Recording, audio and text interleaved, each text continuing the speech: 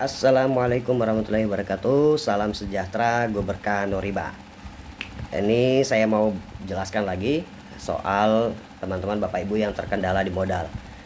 Sekali lagi, ketika beres di presentasi sudah yakin, sudah paham, pengen gabung bisnis tapi ujung-ujungnya nanyanya modalnya terkendala di modal. Saya tidak punya modal. Semua sama. Sekali lagi saya mau kasih pemahaman seperti yang sudah pernah saya bilang. 95% orang yang gabung di bisnis ini pun tidak punya modal, termasuk saya. Saya pun waktu itu awalnya juga modal saya minim, karena saya masih ingat isi dompet saya cuma ada 3.000 perak. Tapi saya punya pemahaman yang mau saya share. Mudah-mudahan dari pemahaman ini terbuka untuk kita bagaimana mencari solusi dari kendala yang kita hadapi ketika mau bergabung di bisnis ini. Ilustrasinya sederhana, mungkin saya mau share. Insya Allah mudah-mudahan bisa berikan pemahaman soal tentang orang-orang yang terkendala modal. Kita langsung saja. Ini kita mau hitung-hitungan atau buka paradigma berapa banyak yang kita keluarkan setiap bulannya. Di sini ada dua. Yang pertama itu adalah kalau kita masih single nih. Yang kedua sudah berumah tangga atau sudah berkeluarga. Di setiap bulan kita mengeluarkan biaya berapa banyak. Kalau bujang, misal bujang kerja atau karyawan. Kita kerja sebagai karyawan. Gaji kita anggaplah 3 juta ini. Gaji anggaplah 3 juta. Setiap bulan kita butuhkan biaya hidup berapa banyak? Yang pertama, bensin atau BBM motor untuk ke tempat kerja, dari kos-kosan, dari rumah ke tempat kerja. Sehari misal sehari kita mengeluarkan biaya bensin anggaplah 10.000. 10.000 setiap hari dikali selama hari kerja per 1 bulan, itu kita kerja anggaplah 20 hari kerja. 20 hari kerja berarti bensin yang kita butuhkan setiap bulan adalah 10.000 dikali 20 hari kerja sama dengan 200.000. 200.000 bensin. Kemudian biaya pulsa. Apalagi kalau karyawan plus suka main game. Sebulan menghabiskan berapa minimal? Sebulan menghabiskan 200.000. Taruh lagi 200.000, kita tulis lagi 200.000. Biaya makan, kalau kita kos-kosan jauh dari rumah orang tua berarti kita beli makan. Nah, ini kebanyakan faktanya bahwa anak-anak kos atau karyawan itu mau yang simple, yang bisa makanan jadi, punya makanan jadi. Makan di warung misal, makan di warung atau di warteg, anggaplah kita mengeluarkan biaya sebesar 15.000 buat makan. Nah, pertanyaan saya, kita makan ini satu hari berapa kali? Paling minimal itu menghabiskan 2 kali makan dalam satu hari. Kita tinggal kalikan 15.000 dikali 2 kali sehari, berarti sama dengan 30.000 biaya makan satu hari. Nah, pertanyaannya, kita makan ini tiap hari, tiap minggu, atau tiap bulan? Tetap jawabannya sama, tiap hari. Berarti 30.000 ini dikali tiap hari selama 30 hari. Totalnya adalah 900.000 untuk biaya makan. Selanjutnya kos-kosan, kita bayar kos kita ambil yang murah sajalah, kos-kosan yang seharga harga per bulannya 500.000.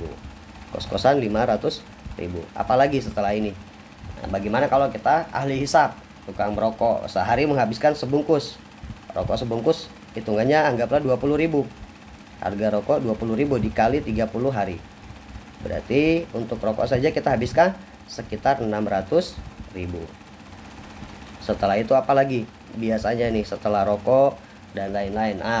Bagaimana kalau macam punya gebetan? Setiap malam minggu mesti ditraktir. Sekali keluar, sekali jalan menghabiskan 50.000 lah. 50.000 sekali jalan untuk makan-makannya. Dikali 4 kali malam minggu. Sama dengan berapa? Sama dengan 200.000. Sampai sini kita cukupkan saja, walaupun masih ada banyak kebutuhan-kebutuhan lain. Belum bayar listrik, belum bayar lain-lainnya. Nah, totalnya berapa nanti kita hitungkan. Kita hitung dulu yang sudah berkeluarga. Yang sudah berkeluarga sama, dia karyawan, dia menghabiskan biaya 200.000 untuk bensin per bulannya. Kemudian dia kontrakan bayar 500.000 per bulannya. Habis itu uang makan.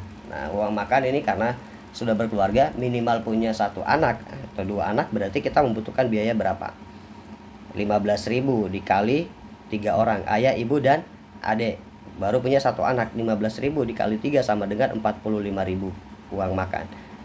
45.000 dikali per 30 hari. 30 hari sama dengan berapa? Ini sekitar, kita bulatkanlah, setiap hari kita menghabiskan biaya makan 40.000 selama 30 hari sama dengan 1,2 juta.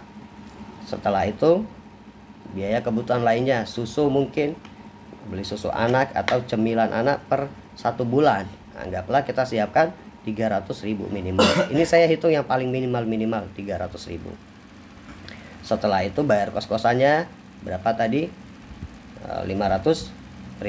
Dan selanjutnya kebutuhan-kebutuhan lain yang itu dibutuhkan semuanya. Artinya buruk-buruknya sekarang begini kita hitung buat yang karyawan nih. Kita hitungnya karyawan habis berapa nih? 200 tambah 200 400.000 tambah 900.000 sama dengan 1,3 juta. 1,3 juta ditambahkan biaya kos 500.000, berarti tambah 500.000 lagi sama dengan 1,8 juta. Setelah itu ditambahkan biaya makan 20.000 sehari, berarti tambah 600.000 sama dengan 2,4 juta. Saya bulatkan saja. Dari sini saya simpulkan bahwa anggaplah setiap bulan kita minus keuangan. Orang yang sudah berumah tangga atau berkeluarga dan bujang menghabiskan biaya kebutuhan hidup sehari-hari, sebanyak 2 juta. 2 juta per bulan. Kesimpulannya begini, setiap bulan kita menghabiskan 2 juta. Bulan ini kita menghabiskan, bulan ini 2 juta. Pertanyaan saya, 2 juta setiap bulan ini sudah berlangsung berapa lama? Kita hitung ke belakang. Setahun ke belakang, misal setahun ke belakang kita menghabiskan setiap bulan 2 juta, berarti dikali 12 bulan setahun ke belakang. Totalnya adalah 24 juta. 24 juta per tahun kita habiskan. Nah, kebutuhan per tahun ini sudah berapa tahun? Selama 24 juta per tahun sudah berapa tahun kita habiskan? Kita hitung mundur 5 tahun ke belakang saja. Anggaplah setiap bulan 2 juta kita habiskan kebutuhan hidup selama 5 tahun ke belakang. Dikali 5, 24 dikali 5 jadinya berapa semuanya? Jadinya sekitar 120 juta. 120 juta per 5 tahun ke belakang. 5 tahun ke belakang. Pertanyaan terakhir, 120 juta ini atau 2 juta per bulan tadi, 2 juta per bulan tadi kita habiskan 5 tahun ke depan. Artinya kita hitung lagi nih, selama 5 tahun ke depan, kalau kebutuhan hidupnya kita 2 juta per bulan, berarti selama 5 tahun ke depan kita akan menghabiskan sama 120 juta per 5 tahun kebutuhan hidup. Tinggal kita akumulasi, 5 tahun ke belakang kita habiskan 120 juta, 5 tahun ke depan pun sama, kita minus, kita irit-irit, habis juga 120 juta. Totalnya adalah 240 juta selama 10 tahun kebutuhan hidupnya kita. Mohon maaf, 240 juta ini apakah jadi hasil atau tidak terlihat hasil? Sudah pasti ini tidak terlihat hasilnya, karena untuk biaya hidup tidak hasil. Nah, saran saya, coba kita minus keuangan bagaimana supaya bergabung di PTBS. Bergabung di PTBS hanya membutuhkan 2,1 juta satu kali seumur dunia, dan ini dapat diwariskan dengan potensi reward 1,67 M, belum termasuk bonus harian, bonus mingguan, dan bonus bulanan. Hanya satu kali seumur hidup. Silahkan nanti dicek sendiri.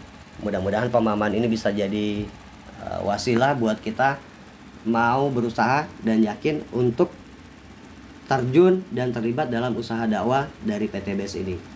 Demikian mungkin pemahaman yang bisa saya share hari ini, bisa menambah wawasan kita, membuka hati kita untuk belajar berbisnis. Karena di bisnis ini siapapun dia, tidak perlu orang pintar, yang penting adalah punya tekad yang kuat, mau belajar, karena gurunya sudah ada, kita tinggal contek, insya Allah kita menghasilkan sama seperti apa yang sudah dihasilkan oleh guru-guru dari member-member di perusahaan ini. Oke, mohon maaf apabila ada salah kata. Wabillahi taufiq wal hidayah. Wassalamualaikum warahmatullahi wabarakatuh.